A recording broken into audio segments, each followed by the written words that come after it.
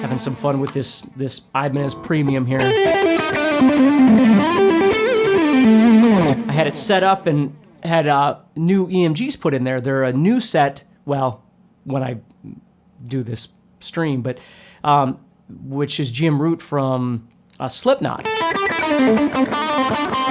But they remind me a lot more of like a passive style sound. So I love the sound of it. Anyway, so what we're doing today, this is another workshop. I'm going to expand on the meandering that I did in the last one.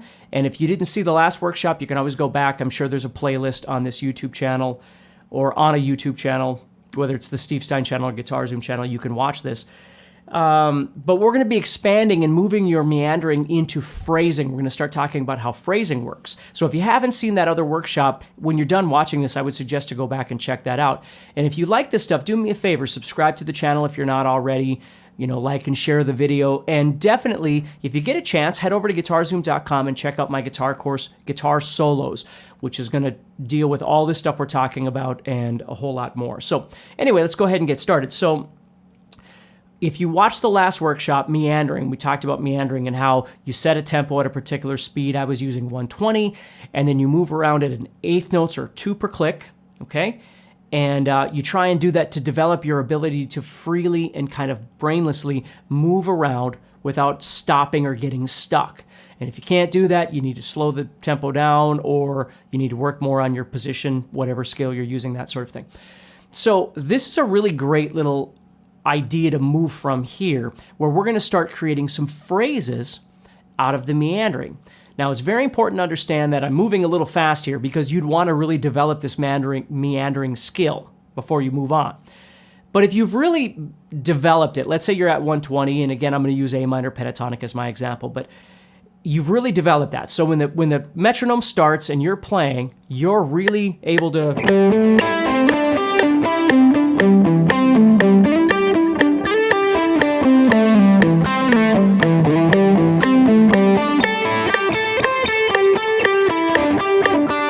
whatever.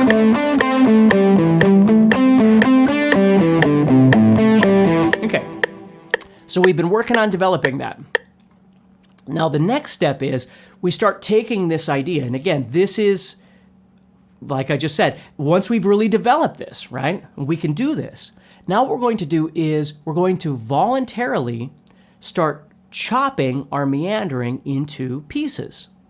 We're not, and here's the big difference, is we're not stopping because we have to, because our brain is freezing up or our fingers are seizing or whatever, because the tempo's too fast or something. We are doing this because we choose to, not because we're forced to, because we're having an issue. That's the big difference. So as we start chopping the meandering into pieces, we start thinking about the pieces as different sized sentences, so to speak.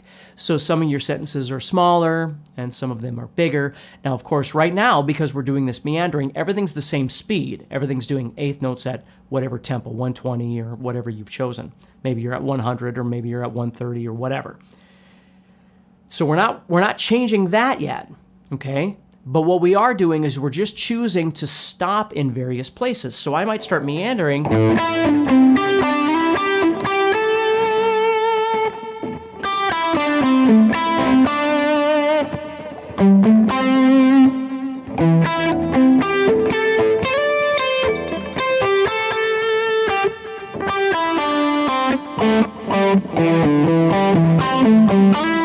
See, so we're not going, 16th notes or something like that. So if I start this again,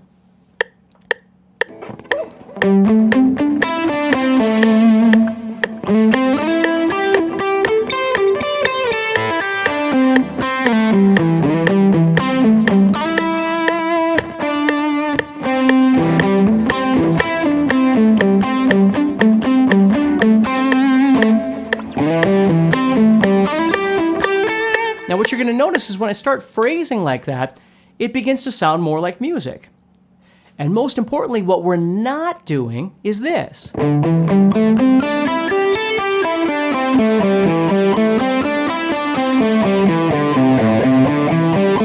Right?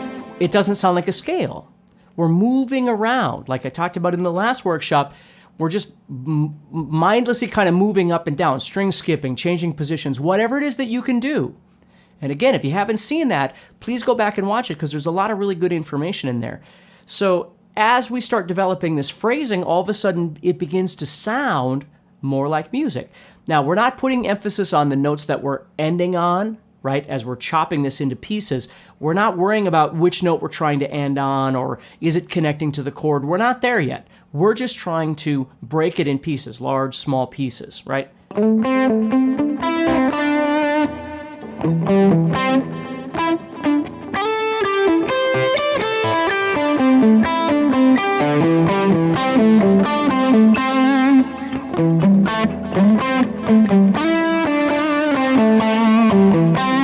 See what I mean? Now, as you get more comfortable with being able to do that, what I want you to do is start thinking, and again, this almost could be another workshop in itself, but I'll just give you all of this to kind of think about. But remind you, don't rush, because if it's not really working and you're having issues, like I talked about in the last workshop, if issues start arising and you become aware that maybe you don't know the position well enough or the tempo is not quite right or a certain fingering that you're using when you try and play something is getting kind of stuck, you want to go back and figure out, well, how am I picking that? Or what was I doing there that I got stuck on? Or, do I need to go back and spend more time with that particular, position on the fretboard or whatever it might be? You need to be aware of those and you need to acknowledge those and then work on those things. Otherwise, you're just blindly playing and you're not really fixing anything anyway. It might be a fun little experience, but you're not really getting the full benefit out of it. It's like doing an exercise wrong when you go to the gym or something like that. You want to really think about it and try and develop those things. So once you get good at this phrasing or chopping of pieces with your meandering, what's a really good idea at that point is start exploring things like hammer-ons, pull-offs, slides, if your brain will allow that information to come in, right? So instead of just going,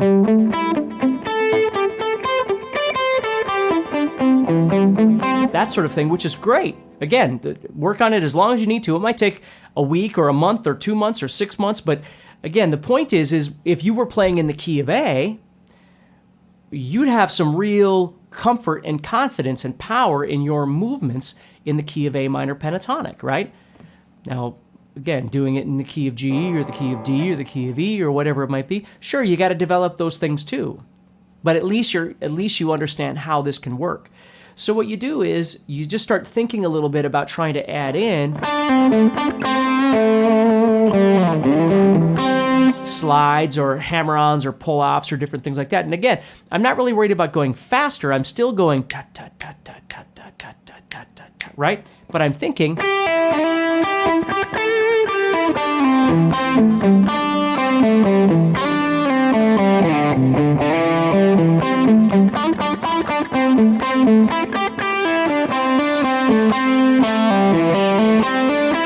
So I'm using hammer-ons there and pull-offs.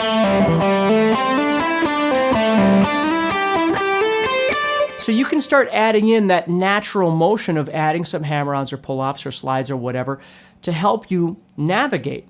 And if it starts causing an issue with your meandering or with your cutting of phrases, then maybe you need to back off a little bit or just hold on until you get a little bit better at whichever technique you're trying to develop.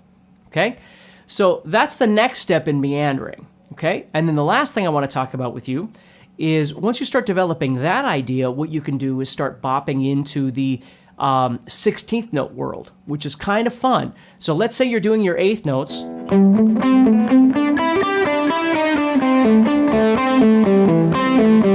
Right, that whole thing. And what you do is you start moving in, just doing some hammer-ons or pull-offs to provide the 16th note feel. That way you can start adding some energy to this. And you could do this moving around or whatever it is you want. And obviously, you can do it during your phrasing or chopping of bits, right? So as I do this, you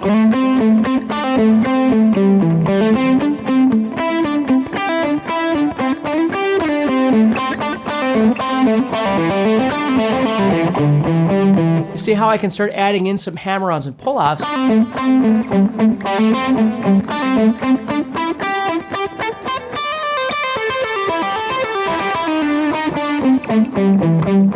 I'm using a blues note in there, right? You could add other notes in.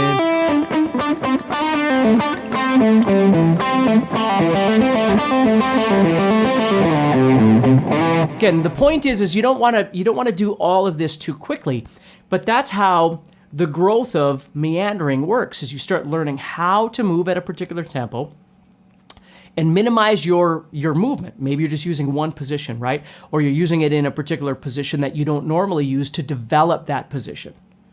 Okay? And then you start expanding in one of two ways. Either you start expanding with a tempo increase, or you start expanding with multiple positions at the same time. So that's the initial development. Okay? Then what we do is we start moving into cutting it into different pieces, long and short pieces, right? We start exploring that, but that can only happen when step one is really comfortable, right? You don't have to develop all 5 positions and all that stuff before you go on to step 2. You might only learn, one position and start cutting it into pieces, or maybe you've only learned 2 positions together and you start cutting it. That's entirely up to you. The tempo increase and the fretboard development are 2 very different things, and there isn't any one best way of approaching this because people are different. Some people would rather stay in one position and develop the tempo, right? Or develop a new position and develop the tempo. And some people would rather keep that tempo a little bit lower and try and develop multiple positions at the same time. They're both important, and you need to do them both at some point. But just understand that you want to keep track of those things. You might actually write them down, in a book or, a notepad or something. So you're keeping track of what your speeds are and what's going well and what needs work and that sort of thing. So you don't just come back every day going, I don't know what I did yesterday, but we'll just try it again. Really keep track and develop those things. So then once we've got that, we start chopping it in pieces. Once we've got that, we start adding in some real, authentic musical human elements. Hammer-ons, pull-offs, slides, things like that. And then finally, we can start implementing, once we've got those hammer-ons and pull-offs, we can start implementing